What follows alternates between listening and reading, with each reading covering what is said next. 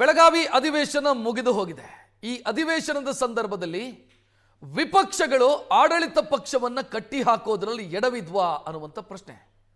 ಆಡಳಿತ ಪಕ್ಷದ ಮೇಲೆ ಸವಾರಿ ಮಾಡೋದಕ್ಕೆ ಎಲ್ಲ ಅವಕಾಶಗಳು ಇದ್ದ ಹೊರತಾಗಿಯೂ ಕೂಡ ವಿಪಕ್ಷಗಳು ವಿಫಲವಾಗಿದ್ದಾವೆ.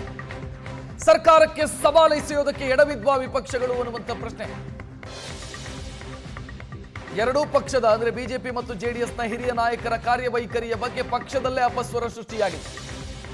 ಒಂದಿಬ್ಬರು ನಾಯಕರು ಮಾತ್ರ ಸರ್ಕಾರದ ವಿರುದ್ಧ ಮಾತನಾಡಿದ್ರು. ಉಳಿದ ನಾಯಕರು ಉತ್ತಮವಾಗಿ ಕಾರ್ಯನಿರ್ವಹಿಸಲಿಲ್ಲ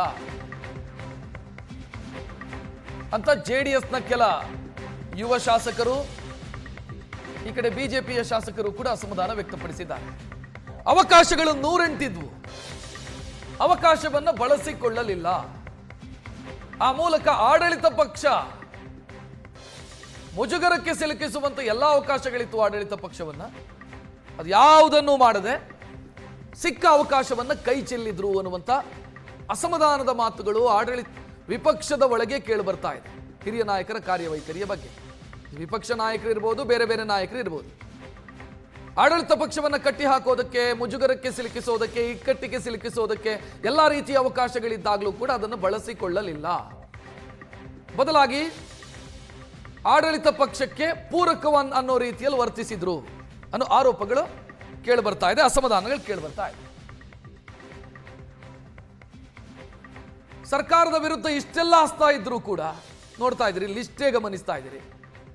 ಇಷ್ಟೆಲ್ಲ ಅವಕಾಶಗಳಿದ್ರೂ ಕೂಡ ಆ ಅವಕಾಶವನ್ನು ಬಳಸಿಕೊಳ್ಳಲಿಲ್ಲ. ವಿಪಕ್ಷಗಳು ಈ ಅವಕಾಶವನ್ನು ಬಳಸಿಕೊಂಡಿದ್ದರೆ ಆಡಳಿತ ಪಕ್ಷವನ್ನ ಇಕ್ಕಟ್ಟಿಗೆ ಸಿಲುಕಿಸೋದಕ್ಕೆ ಸಾಧ್ಯವಾಗ್ತಾ ಇದೆ. ಯಾವುದನ್ನು ಮಾಡಲಿಲ್ಲ.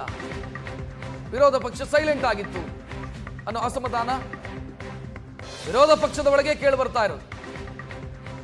ಒಳ ಮೀಸಲಾತಿಯ ವಿಚಾರ ಇರಬಹುದು, ಆಗ್ಲೂ ವಿಪಕ್ಷಗಳು ಗಪ್ಚುಪ್ಪಾಗಿದ್ವು. ಈ ವಿಚಾರ ಬಿಜೆಪಿಯ ಒಳಕ್ಕೂ ಕೂಡ ಬೇಸರಕ್ಕೆ ಕಾರಣ ಆಗಿದೆ. ನಮ್ಮ ಹೋರಾಟಗಳ ಬಗ್ಗೆ ಒಂದು ಆತ್ಮಾವಲೋಕನದ ಅಗತ್ಯ ಇದೆ ಅಂತ ಶಾಸಕರಿಗೂ ಕೂಡ ಅನಿಸೋದಕ್ಕೆ ಶುರುವಾಗಿದೆ. ನಮ್ಮ ಹೋರಾಟಗಳು ಕೇವಲ ತೋರಿಕೆಯ ಹೋರಾಟಗಳಾಗಿ ಬದಲಾಗ್ತಾ ಇದ್ದಾವೆ. ವಿಪಕ್ಷಕ್ಕೆ ಆಡಳಿತ ಪಕ್ಷಕ್ಕೆ ಬಿಸಿ ಮುಟ್ಟಿಸೋದಕ್ಕೆ ಸಾಧ್ಯ ಆಗ್ತಿಲ್ಲ. ನಮ್ಮ ಕೈಯಲ್ಲಿ ಎಲ್ಲಿ ಎಡವ್ತಾ ಇದ್ದೀವಿ, ಇದರ ಬಗ್ಗೆ ಆತ್ಮಾವಲೋಕನ ಮಾಡಬೇಕಾದಂತ ಅಗತ್ಯ ಇದೆ ಅಂತ ವಿಪಕ್ಷದ ಒಳಗೆ ಈಗ ಚರ್ಚೆ ಶುರುವಾಗಿದೆ. ಈ ಬಗ್ಗೆ ಹೆಚ್ಚಿನ ಡೀಟೇಲ್ ನೀಡೋದಕ್ಕೆ ನಮ್ಮ ಪ್ರತಿನಿಧಿ ರವಿ ಶಿವರಾಮ್ ನೇರ ಸಂಪರ್ಕದಲ್ಲಿ. ರವಿ ಶಿವರಾಮ್, ಒಂದು ಮಾತಿದೆ, ಕೊಟ್ಟ ಕುದುರೆ ಏರದವನು ವೀರನೂ ಅಲ್ಲ ಶೂರನೂ ಅಲ್ಲ ಅಂತ. ಸಿಕ್ಕ ಅವಕಾಶವನ್ನ ಕೈ ಚೆಲ್ಲಿ ಈಗ ಆತ್ಮಾವಲೋಕನ ಮಾಡಬೇಕು ಅಂತಂದ್ರೆ ಏನು ಪರಿಸ್ಥಿತಿ ಏನಿದು?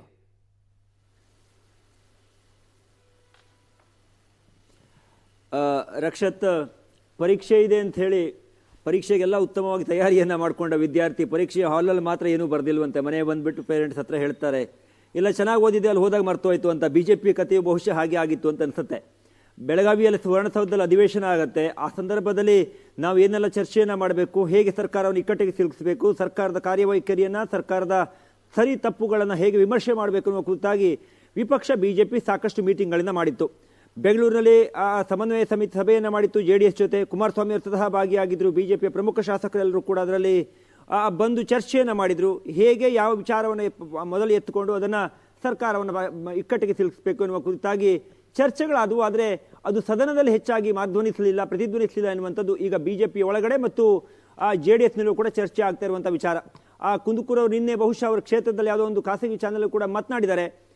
ನಮ್ಮಲ್ಲಿ ಬಿಜೆಪಿ ಇರಬಹುದು ಅಥವಾ ಜೆಡಿಎಸ್ನಲ್ಲಿ ಇರಬಹುದು, ಕುಮಾರಸ್ವಾಮಿ ಅವರು ಇಲ್ಲ, ಈಗ ಯಡಿಯೂರಪ್ಪನವರು ಕೂಡ ಇಲ್ಲ, ಹೀಗಾಗಿ ಸರಿಯಾಗಿ ಅದು ಚರ್ಚೆ ಆಗಲಿಲ್ಲ ಹೇಳುವಂಥ ಒಂದು ಬೇಸರವನ್ನು ಕೂಡ ಬಹಳ ನೇರವಾಗಿ ವ್ಯಕ್ತಪಡಿಸಿದ್ದನ್ನು ನಾವು ಗಮನಿಸ್ತೇವೆ.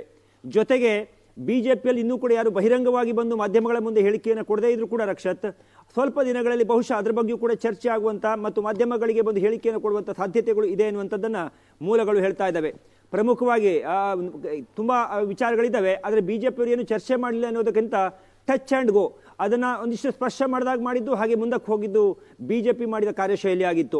ಪ್ರಮುಖವಾಗಿ ಒಳ ಮೀಸಲಾತಿ ವಿಚಾರಕ್ಕೆ ಸಂಬಂಧಪಟ್ಟಂತೆ ಅದರ ವಿಂಗಡಣೆಯನ್ನು ಮಾಡಿದ್ದು, ಅದು ಆದಿ ದ್ರಾವಿಡ ಇರಬಹುದು, ಆದಿ ಕರ್ನಾಟಕ ಇರಬಹುದು. ಈ ವಿಚಾರಕ್ಕೆ ಸಂಬಂಧಪಟ್ಟಂತೆ ಒಳ ಮೀಸಲಾತಿ ಬೆಂಗಳೂರಿನಲ್ಲಿ ಫ್ರೀಡಂ ಪಾರ್ಕ್ನಲ್ಲಿ ಬಿಜೆಪಿ ಸಾಕಷ್ಟು ದೊಡ್ಡ ಹೋರಾಟವನ್ನು ಮಾಡಿತ್ತು. ಆದರೆ ಬಿಲ್ ಮಂಡನೆ ಆದಾಗ ಬಿಜೆಪಿ ಯಾವ ಸದಸ್ಯರು ಕೂಡ ಅದರ ಬಗ್ಗೆ ಚಕಾರವನ್ನು ಎತ್ತಿಲ್ಲ.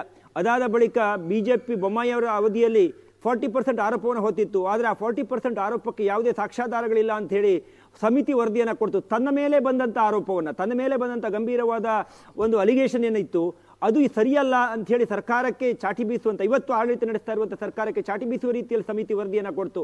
ಅದನ್ನು ಕೂಡ ಪ್ರಶ್ನೆ ಮಾಡಲಿಲ್ಲ. ಧರ್ಮಸ್ಥಳ ಬುರುಡೆ ಗ್ಯಾಂಗ್ನಲ್ಲಿ ಇದೇ ಬಿಜೆಪಿಯ ನಾಯಕರುಗಳು ಸಾಲಾಗಿ ಧರ್ಮಸ್ಥಳ ಚಲೋ ಹೇಳುವಂಥ ಒಂದು ಕಾರ್ಯಕ್ರಮವನ್ನು ಮಾಡಿದರು. ಸದನ ನಡೆಯುತ್ತಿರುವ ಹೊತ್ತಿಗೆನೆ ಚಾರ್ಜ್ ಶೀಟ್ ಸಲ್ಲಿಕೆ ಆಯಿತು, ಯಾರು ಇದರಲ್ಲಿ ಷಡ್ಯಂತ್ರದಲ್ಲಿ ಭಾಗಿಯಾಗಿದ್ದಾರೆ ಅಂತ. ಜೊತೆಗೆ DK ಶಿವಕುಮಾರ್ ಅವರು ಇದರಲ್ಲಿ ಷಡ್ಯಂತ್ರ ಆಗಿದೆ ಅನ್ನುವಂತ ನನಗೆ ಮೊದಲೇ ಗೊತ್ತಿತ್ತು ಹೇಳುವಂಥ ಹೇಳಿಕೆಯನ್ನು ಕೊಟ್ಟರು. ಹೀಗೆ ಆ ಒಂದು ವಿಚಾರವನ್ನು ಕೂಡ ಪ್ರಸ್ತಾಪ ಮಾಡಲಿಲ್ಲ.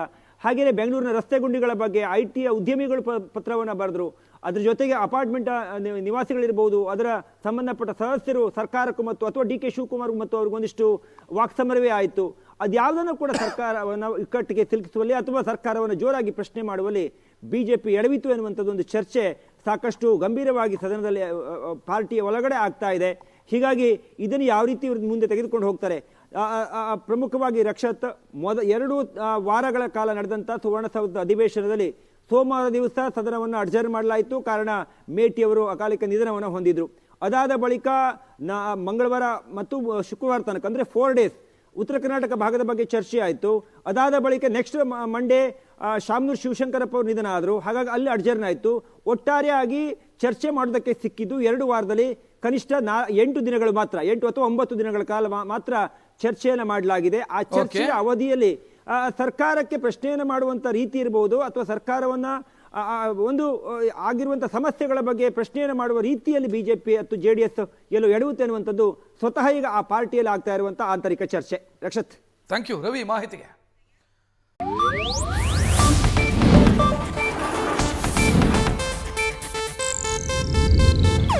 ಇದು ಏಷ್ಯಾನೆಟ್ ನ್ಯೂಸ್ ನೆಟ್ವರ್ಕ್ ಪ್ರಸ್ತುತಿ.